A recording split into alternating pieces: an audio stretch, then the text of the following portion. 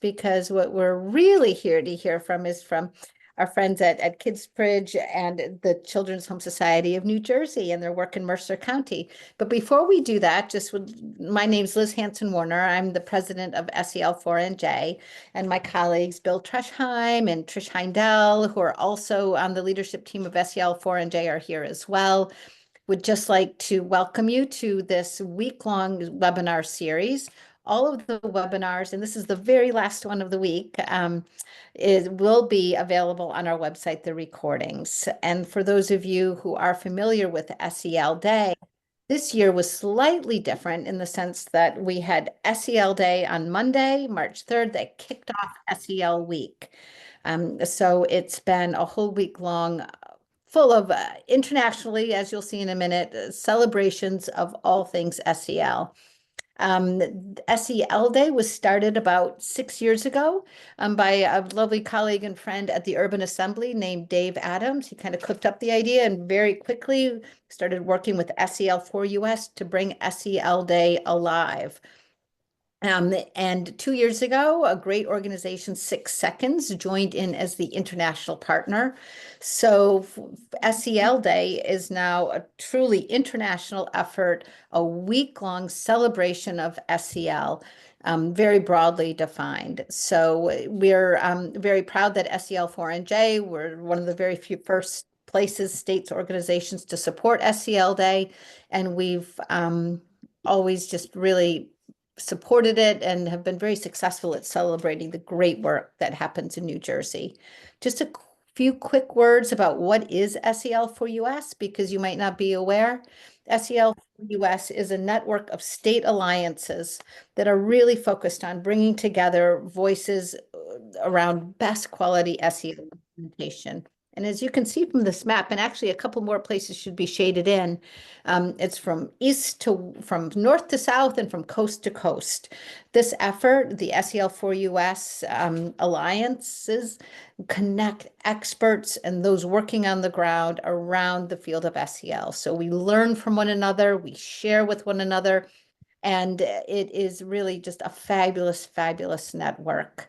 And we're very proud that SEL4NJ was one of the first members of SEL4US, and we're always learning from our colleagues, and likewise, we hope they learn from us. We have a lot to share here in New Jersey. This number is actually 3,400 members. The alliance itself, and we hope you join SEL4NJ.org, is made up of, it's a cross-section. We really don't believe in silos. So it brings together schools and educators, small organizations, and to the biggest associations and organizations working in the field of education, SEL providers, all those providers that are bringing resources into schools, as well as community partners. So it's a coalition that brings these disparate voices together, but all who have a vested interest in seeing our schools and our students thrive, and staff thrive as well.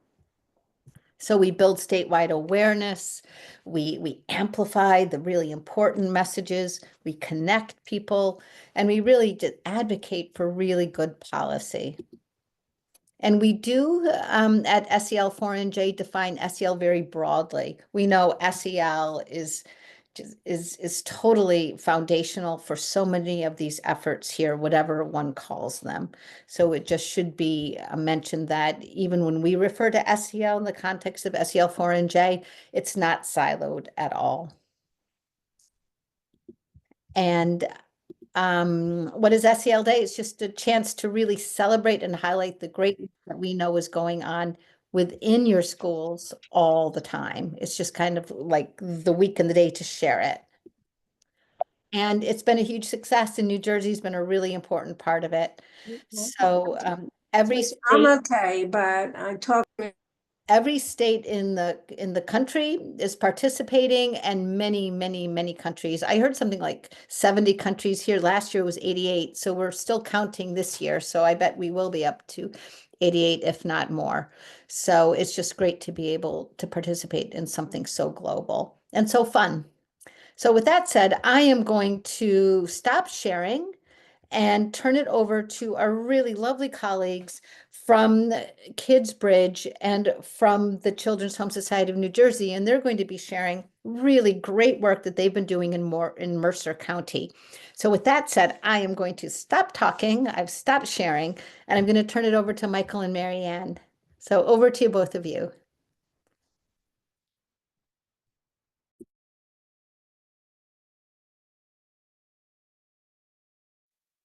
Great. Thank you very much, Liz. Mike, you're muted. I see. I'm just talking to no one. Thank you, Liz. We appreciate it. And thank you everyone for joining us today. I guess we'll hop right into this. Marianne is going to be controlling the slides. The two of us will facilitate this PowerPoint. Please feel free to ask any questions as we go along. There will be time at the end to ask any questions should you feel like waiting until then.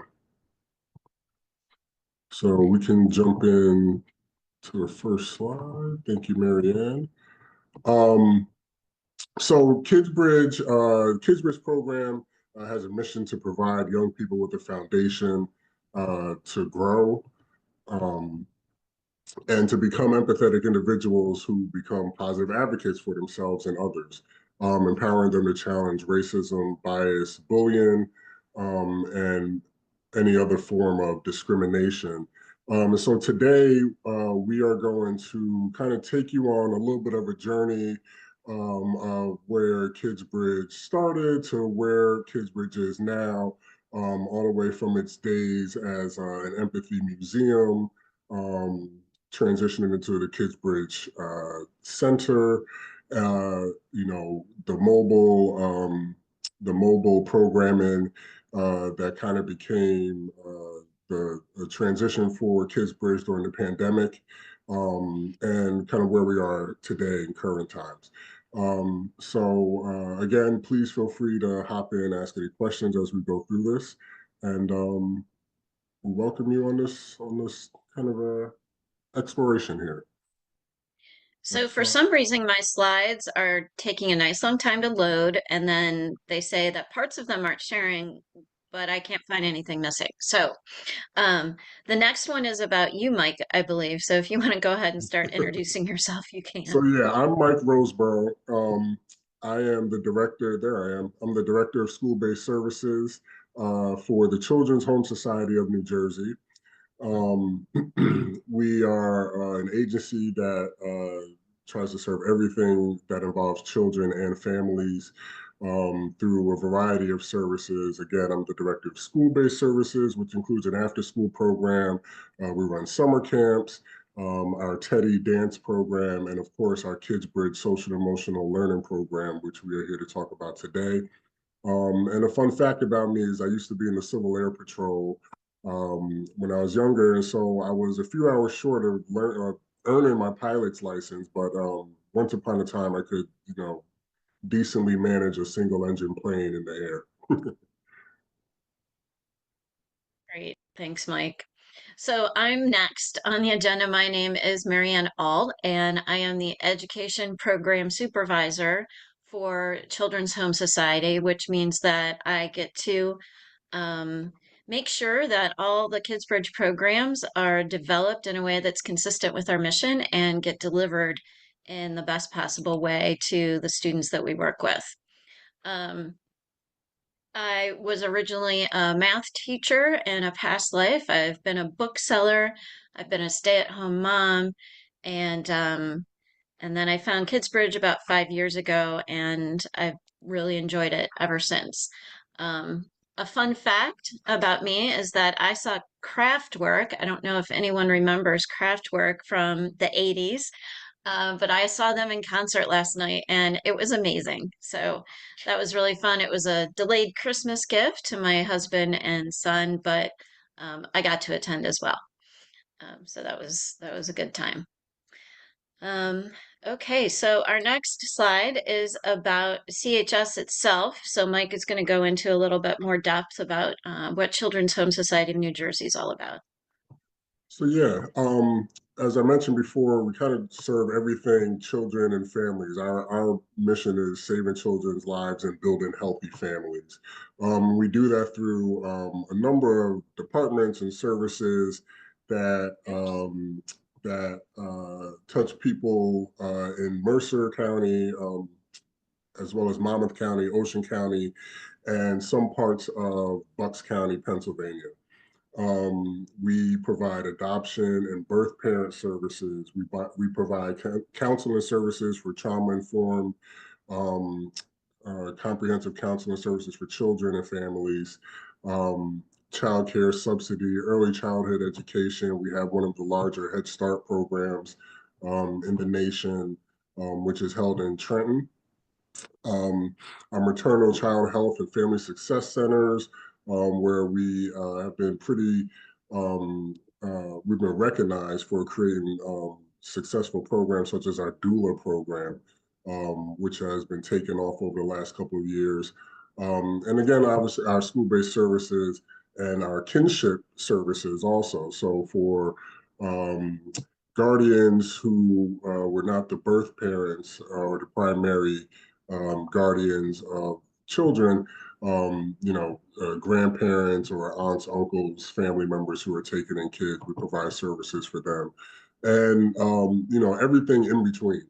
So we just wanted to provide a quick overview and help give the picture of why Kidsbridge fits so well under the CHS umbrella, because again, we serve everything involving children and families, and the emotional well-being of our children is a huge focus for us. Thanks, Mike. So, Kidsbridge, we are all about growing upstanders through empathy, empowerment, and emotional regulation. So that's our SEL piece. And the way that we think about that when we're working with youth is in 5 buckets. So we have our mindfulness and self-regulation, teaching children how to be able to calm themselves so they can go ahead and make those good decisions that are best for them. One of the cornerstones of Kidsbridge has always been our upstander and bullying prevention programs, and those are still going strong. And you can see in this photograph that we have kids making puppets so they can go ahead and practice those upstander strategies that we share with them. It's important that we address the bias that we all have. And so that's one of our other programs where we talk about all the isms that the schools are interested in learning about and practicing understanding, both in ourselves and what to do when we see it exhibited and used as discrimination. One of our newer programs that we're going to really highlight later is our inspiration and leadership programs. And so this is a way for students to see, or youth to see, kind of all the things that Kidsbridge does, either in an introductory way to get inspired to lead with empathy, or as leaders, as kind of a culminating activity of all the social emotional learning that they've understood to that point in their lives. And so it doesn't have to be an advanced experience. It can be for second graders, but what are all the things you already know, and how are you going to take that and be a leader with it? And then finally, adults in the community. How can we incorporate the adults in our lives and understand their social emotional learning that they're going through, and also involve those adults in the youth social emotional learning. One of the things that we've found over time is that we come in and we do one of our programs, and the teachers say, well, how can I continue this? I haven't had any training in it, or I don't do this myself. What can I do for me? So then I know how to share it with the youth. So this is a way that we've been working with camp counselors. We've been having empathy circles with adults at different organizations so they can understand what they need to do for themselves and then be able to share it with the youth that they serve. Now, I'm going to hop back a couple of places because I got a little discombobulated because my slides weren't showing up the way I wanted them to. But we'd like to know who you are. So now you know who we are and our big organization is. But we'd like to find out who you are. So if you could just share your name, organization, role, and a fun fact about yourself. And we are going to ask you to speak. That's one of the things that we really advocate for our students, and we're going to advocate for you. So if you don't want to go on camera, that's fine, but just unmute. I'll go ahead and call on you because I can see all the names, and I'll just call on you the way they show up in my screen. So I'm going to call on Patricia Heindel, and if I don't say your name correctly, I apologize in advance. Absolutely, no problem at all. Thanks, Marianne. So Patricia Heindel, Trisha Heindel, I am on the leadership team of SEL for NJ. I also am a dean and professor of psychology at St. Elizabeth University in Morristown, New Jersey, and I co-direct the School Culture and Climate Initiative with Liz Warner. So I'm really, really happy to be here. Fun fact, I'm up first. I'm the 11th of 12 kids. So I'm barely educable if you look back at the research on IQ from decades ago. And I've run 9 marathons. Thanks. Oh, thanks, Patricia. And I have gotten to see your beautiful university. I'm glad I got to visit. Oh, all right, wonderful. Lynn.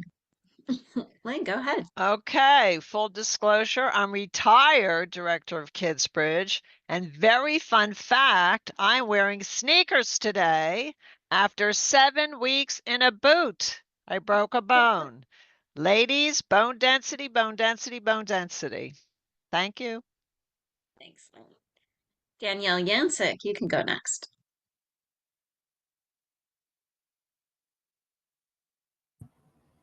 Hi everyone, my name is Danny. I also happen to work for Kidsbridge and am here for moral support with my team.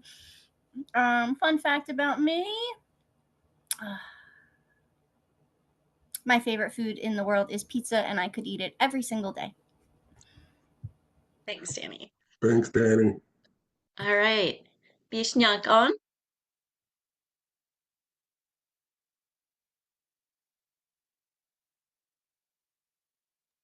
Hello, my name is Ngọc, and I am a psychologist at a K-12 school in Vietnam, and I am looking to use an SEL program to support my well-being of my students. One fun fact about me, I'm in Vietnam and it's 11 p.m. now, so I hope that I not really sleepy when I listen to your presentation. However, I really love to hear what you do and how I can get some insight for my job now. Wonderful. Thank you so much for joining us from so far away and so late. We Yeah. appreciate it. Lynn Fletcher.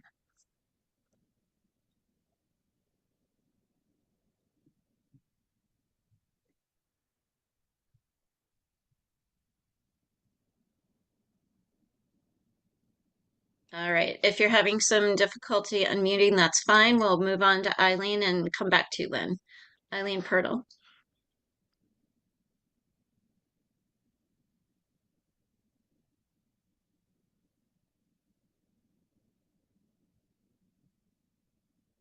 All right, Eileen, we'll give you a chance later. Diane Meyer. If you're there, go ahead and unmute. Thanks. I'm Diane Meyer. I am a school counselor in Triton Public Schools in rural Minnesota. I'm originally from New Jersey. And fun fact, I spent 2 years living in Japan as an elementary schooler. And so what I called cartoons, it fascinates the middle schoolers because it's not called cartoons. Mm-mm. Absolutely. Thank you, Diane. All right. Thank you so much, everybody, for introducing yourselves. It's great to hear your voice and see some of your faces. It just gives us a better idea of who we're talking to and sharing our information with. So thanks again. All right, we're going to go ahead. You've learned about these two things, and Mike's going to talk a little bit about the challenges that he mentioned in the introduction. Yeah, so one of the reasons, or these are a few of the reasons why the Kidsbridge program is so important to the kids of Mercer County and beyond. Our kids encounter a number of different challenges in a variety of ways, unfortunately. And we just like to help build that resilience in them by helping provide them access to resources, helping their parents achieve access to resources that they may not have been familiar with previously. Um, addressing bullying and bias, which of course is always a hot button issue in the school system. Um, Maybe even more so today with kids' social, emotional skills post-pandemic, having kind of taken a hit in our younger students, that elementary, intermediate school area age especially. Um, and the introduction of social media and how our kids receive information, and how they're able to verify information or not verify information. Low confidence in adults. That's important part of really what has to kind of like the holistic view of that has to take part from the Kidsbridge experience. Our kids need that support at home, as well as getting it in school through programs. So making sure that their parents feel comfortable, confident, secure in themselves, and to help display that and pass that on to the youth is also a huge point of emphasis for us, and why we do try to provide some adult programming where possible. Same thing for lack of self-confidence, and then isolation and loneliness. Again, something that was highlighted during the pandemic. Post-pandemic, I think there are a lot of students and families that are still suffering from the effects of this, being isolated for some time. I always thought I was lucky. I'm lucky enough to have a house with a backyard. During the pandemic, I couldn't imagine being someone in a high-rise building, in the Bronx somewhere, or a single, studio apartment or something to that effect, or just feeling alone in the world with your own thoughts, your own ideas, just being a young person trying to come of age in what seems to be a fast-paced world now.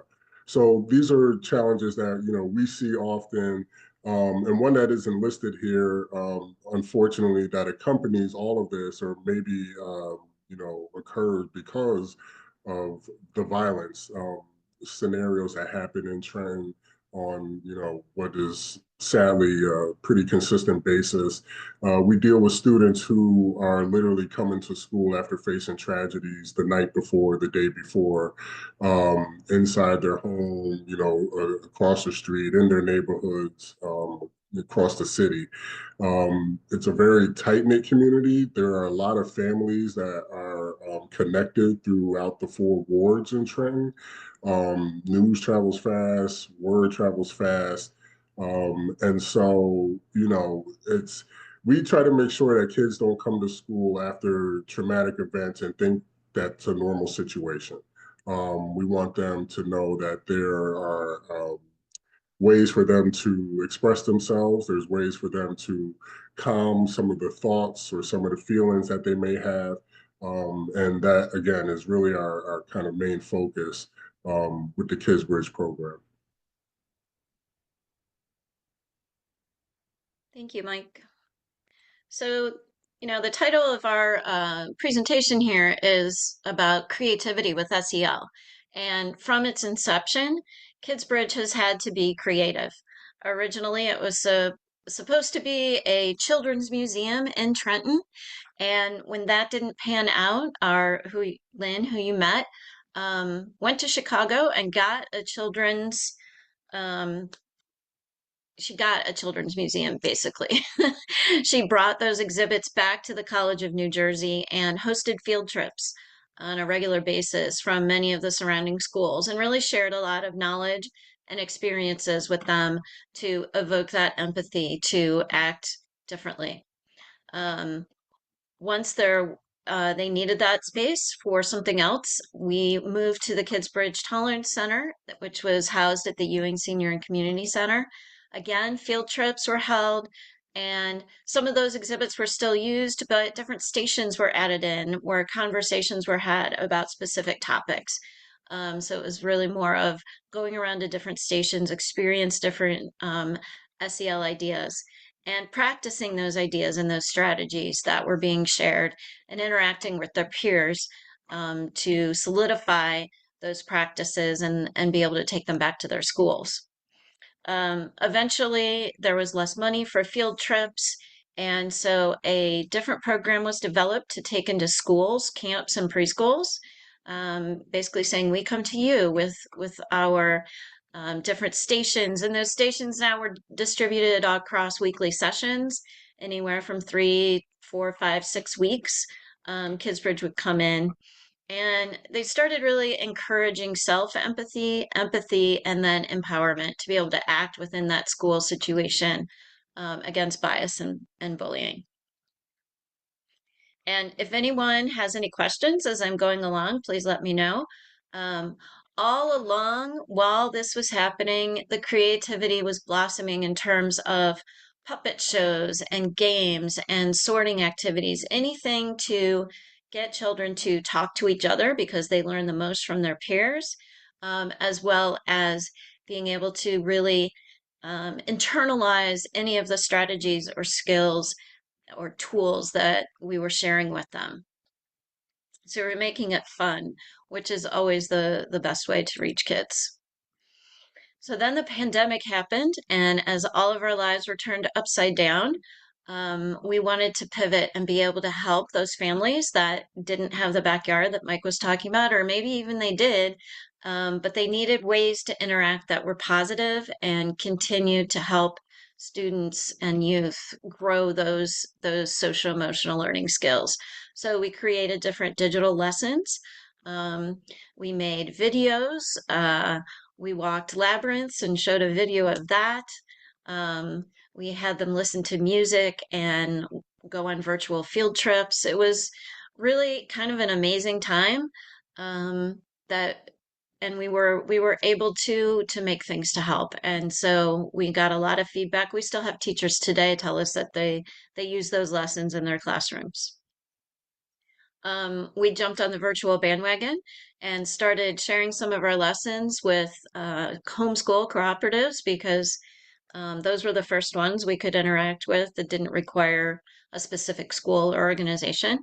We were lucky to be able to pilot a 9-week virtual calming activities with a local elementary school. And because that was so successful, we were able to then offer virtual sessions with the various schools and camps that we had worked with before. Some of those camps wanted us in person, so we met outside and masked up. And so that's how we got through the pandemic and even beyond before schools were ready to have any outside groups come in to deliver their content. So Mike, if you want to talk about what happened when we merged with Children's Home Society. Yeah, so February 14th, Valentine's Day of 2023, Kidsbridge Inc. officially became a program of CHS, school-based services. And we, one of the big gains for Kidsbridge in the merger was kind of receiving the services of the CHS grants department. We kind of hit the ground running with a few grants, I believe through Mercer County, through Mercer County, that allowed us to fuse the Kidsbridge programs into our after-school program. So under that, what is that, a rhombus there, the after-school extended programs title, our positive impact program is our after-school 4th through 6th grade is our intermediate level, and then we have a 7th and 8th grade program that we were able to interject some Kidsbridge programming in and introduce some mindfulness, breathing techniques, and programming to our kids there in an after-school setting. That was new for Kidsbridge to some degree, serving students in an after-school setting, and it was new for our students receiving that kind of programming in an after-school setting. Our Mercer County Boys and Girls Clubs uh, became great partners for us to provide programming to our kids.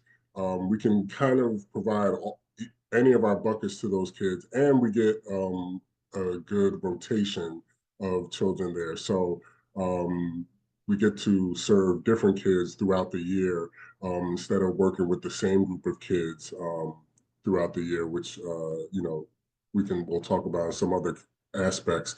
8-week program focusing on mental well-being. So one of the merger benefits were kind of expanding what Kidsbridge did from providing 3 program sessions to a classroom or to an organization, and extending that into 8 sessions, 15 sessions, 12 sessions, 24 sessions.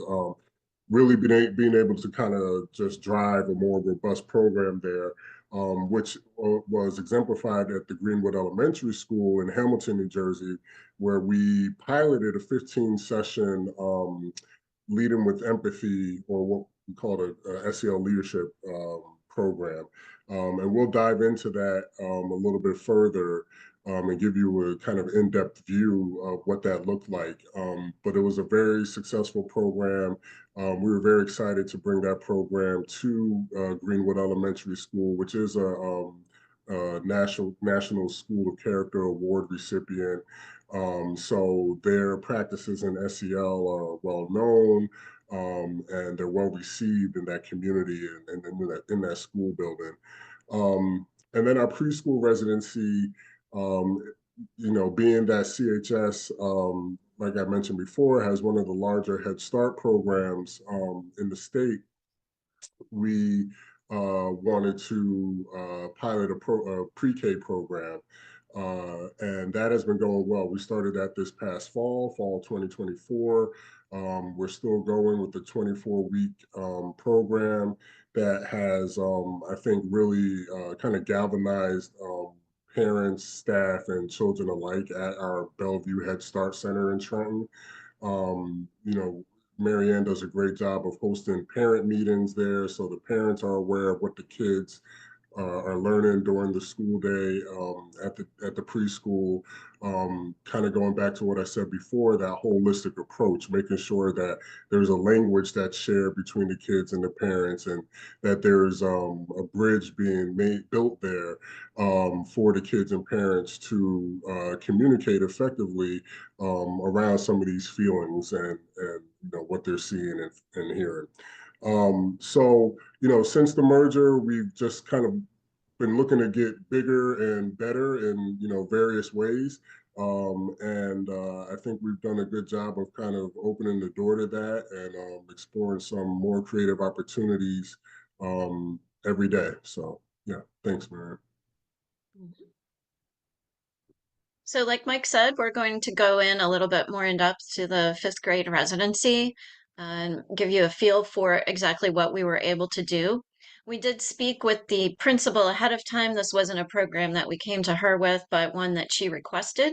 And her 2 main focuses were that the children be able to really reflect and summarize the tools they'd gained from their overall elementary school experience, because Greenwood is so strong in social emotional learning, and also to really think about their role as leaders in the school right now, as well as how are they going to take these strengths with them into their next school. Because as you know, that transition from elementary school to middle school can be hard, and you can just kind of forget a lot of what you learned in elementary school when you're a bit overwhelmed with everything that's happening to you and in middle school. And she really didn't want that to happen for them. So we asked 6 essential questions, which you can read for yourself, just really focusing on our grounding of empathy at Kidsbridge and helping them really internalize what that is for them. So those essential questions led to these different approaches. We started each session with inspiring music, something that had to do with the session that we were holding at that time. a way to kind of wake them up because we were working with them in the afternoon. So they needed to get past that sort of lunch drowsiness that some kids have. Some kids get a lot of energy from it, but some don't. Um, our restorative practices experiences told us that we should be checking in and checking out with a circle to really build that relationship, not only with the students in the classroom, but also with us. We would participate in all of the check-ins. Um, one of the reasons we were so excited for this residency was to be able to establish these relationships with the students, to be able to work with them for longer, and being able to have a deeper impact. We ended each session with a calming technique as well as a checkout. We provided journals for each session, and the reason has an asterisk is because it wasn't just journaling, oh, what happened today, but they could record information that they didn't want to forget from the session that day. We asked them to reflect on something they were looking forward to or something they did well during the week. We had them think about goals, and we also had them think about feelings. How are you feeling today? That might have been something we asked in the check-in, but then we reiterated it in the journal as well. The small groups were one of the techniques that we used for them to glean information. We didn't just stand up there and talk. We had them do some reading. We had them do some reading aloud to each other, and discussing. They had to agree on things, or they had to say why they didn't agree. And that small group face-to-face contact, which is something that they missed during the pandemic and seem to have a lot of challenges with now, really brought them along. They really seemed to enjoy that.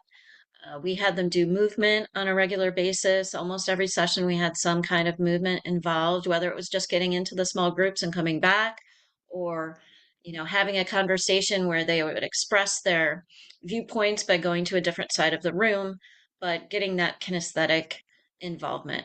We had them draw. We had them practice public speaking.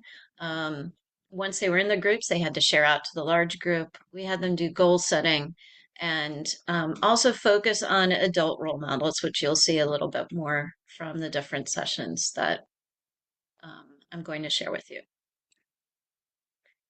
So the sessions were broken down into 3 categories. The first was very introductory.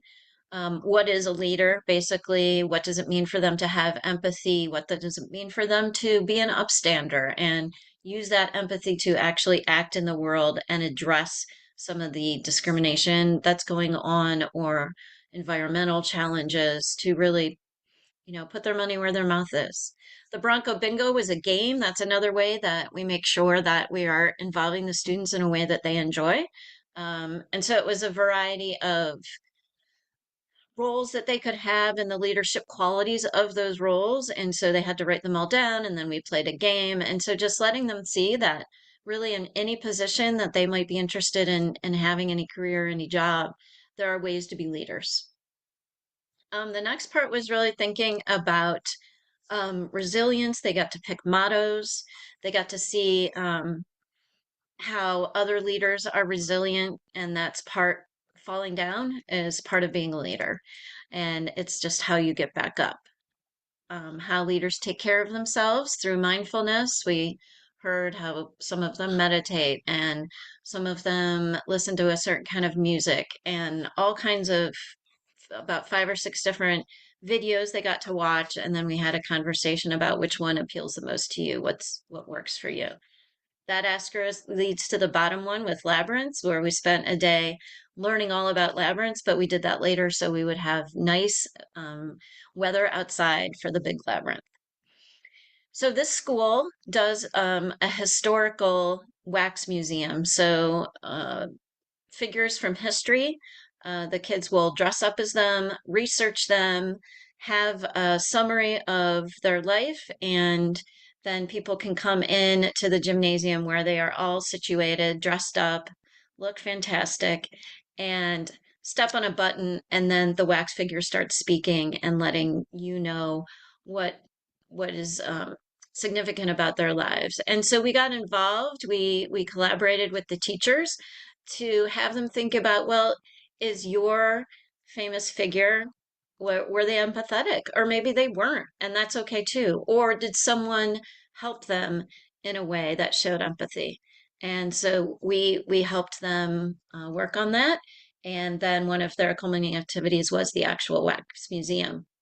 Now, at the same time, we were planning to meet some local leaders at our local leadership panel. So we had them develop questions. They learned about them. They thought about the questions they wanted to ask. And then at the local leadership panel, they asked all the questions.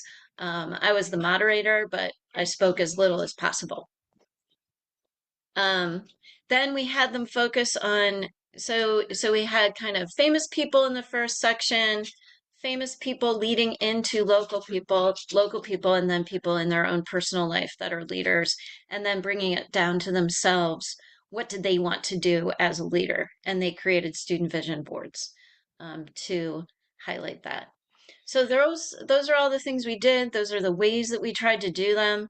It was a really exciting time. It was very full. We never had downtime, which was really great. And they were engaged all the time. So there's an example of one of our journals and some of our mottos. So believe you can, and you're halfway there. Theodore Roosevelt, Audrey Hepburn's over there. We tried to find a variety of people. I can't see, one of them is unknown. But they got to shop for mottos. They got to write their own motto, pick their favorite, and then they wrote it down in their journal so they could look at it every day. Here's one of our friends who was dressed up like Michael Jackson. Here are the questions that I would ask each of the characters that I met with, just to reinforce the idea of being an empathetic leader or figure. Here is the local leader panel.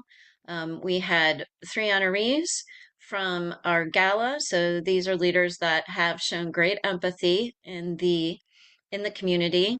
We had a pastor, we had a woman who runs a gym that has a lot of focus on children with physical disabilities, as well as some developmental delays.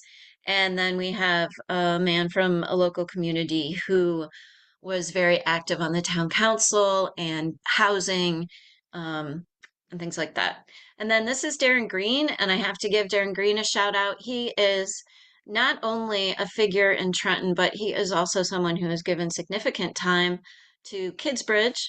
And he's one of the ones that does our after school program at the middle school level, as well as doing a bunch of different activities to help youth and families in the Trenton area. And so we asked each of them to share a motto, and this was the one that he shared, that he thinks about on a consistent basis. And so here's one of our students asking one of the questions that they came up with, and they did a great job. It was really exciting to see them interact and share some of their thoughts about what they wanted to see changed in the world and hear the responses of the panelists. And then here we have our vision boards that we called Future Me's, and we had them write a statement about what they believe about leadership or how the world should be run, how they want to think about empathy, some of their big dreams, and then what their mindful practice is right now to keep themselves healthy and energized and resourced to be able to be a good leader in the community. And for the dream big, not only is it how are you going to be a leader, but how are you going to enjoy life? Because that is truly important. Life is not all responsibility, it is also enjoyment. And we wanted them to absorb that because I think sometimes kids don't want to grow up. So there's one of our students. Here's another one. People should always get treated right no matter what. He wants to always be helping someone. He practiced soccer very hard, and his mindful practice is listening to music and staying hydrated. So not only an emotional one, but a physical one. And then our last one, people should stop treating the world crazy, and that's why I'm going to stop littering. So he was very concerned about the health of our planet, very involved in family and being empathetic to family and friends. And one of his mindfulness practices is a volcano breath. And this is something that we do at Kidsbridge. I don't know if all of you have heard of this before, but I'm going to demonstrate it, and I encourage you to do it with me. It's always one of the kids' favorite, and because it's whole body. And so you stand up, and if you want to stand up with me, great. You can also do it sitting in your chair, but I like to do it standing up. You put your feet shoulder width apart. You take in a deep breath as you crouch down, and then you explode like a volcano. And so kids love this because it's a big motion and they get to make noise. What could be better, right? And we encourage them to do it 3 times. But that is something, if you have a student, a youth in your life that is worried about something or very distracted by something, or can't calm down, you have them do that 3 times. And it's really a great preventative and full body motion to get yourself calmed down. So that was one of this young man's favorite. And he was also very focused on graduation and hoping that he could play football in some ways as he grew up. So lastly, we have our final labyrinth day. It was such a great celebration outside.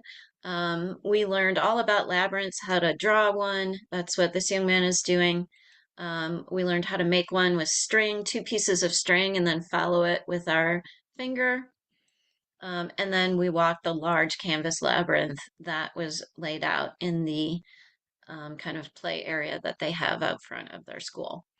And the 2 buckets, one is to receive a black stone that they pick up as a worry, and then they leave it in the middle and they pick up a little colored puff that's very positive, and they're supposed to think of a hope that they have, and it's lighter, it doesn't weigh them down as much as the stone. So they really enjoyed that. And first time we asked that they walk slowly and quietly, but then later we let them go fast because there are different ways that people calm their bodies down. We don't want to assume that there's only one way. So everyone had a great time. It was sunny.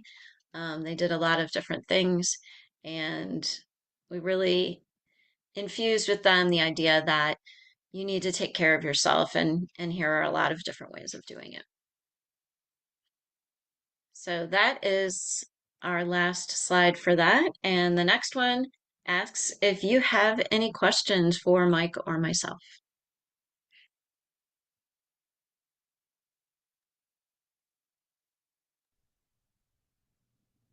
I just have to say that this was like how exciting would it be to be a kid and being taken part in all of these exercises? And I was just so impressed with so many of the different activities. You're self-reflecting, you're sharing, you're collaborating, you're drawing, you're moving. It's an active endeavor on all levels. And, earlier today we heard about, the importance of hope and perseverance and kind of like keeping the momentum moving. And I just thought how great for the kids to be able to experience this, and not just as a one-off, but over the course of days and weeks as well, because it gets a chance to practice these skills, right? So I thought it was just really, I'm so pleased you shared all of this. It's just great. And the universe cooperated in terms of providing you guys with a sunny day for your final labyrinth day. It's like a lot of good karma out there. Mm-hmm. It's Try to fab- recognize it when we can. Absolutely. Yes. Thank you, Liz. Yeah, thank you, Liz. We really appreciate that. So if people are interested, we'll definitely have this available on our website. But if people want to find out more, to contact Kidsbridge and or the Children's Home Society, they should just reach out directly to both of you. Yeah, so one of my slides has our email, but I'm just going to drop them in the chat because my slide's not cooperating. And Bill, you tried to check that, we were all good for tech, but I don't know. Oh, there we are. Look at that. Hey, there we go. Fabulous. And if Marianne, if you could share your slide deck with me, then I will post that on the website along with the recording. That way people will have all the references that you provided and they'll be able to delve more deeply into it. So Okay, if you great. could just Absolutely, I would be email happy that to. me, that would be great. Yep, Thank you. I'll probably save it as a PDF because That's fine. That's it's perfect. acting kind of weird. That's perfect. Okay, great. All right. Well, if there aren't any more questions, would just like to really thank Mike and Marianne for sharing this great work. Also, thanks to Kidsbridge. Kidsbridge has been a long, long time member of SEL4NJ and wonderful partners, and we appreciate all of your input and feedback and help throughout the years. And would just like to wish everyone a really good last day of SEL week. And, just please reach out, check out sel4nj.org, full of amazing resources, including all of this and everything from our webinar series. So just want to wish everyone well and hope to hear from you, see from you soon. So thank you. Enjoy the rest of your day.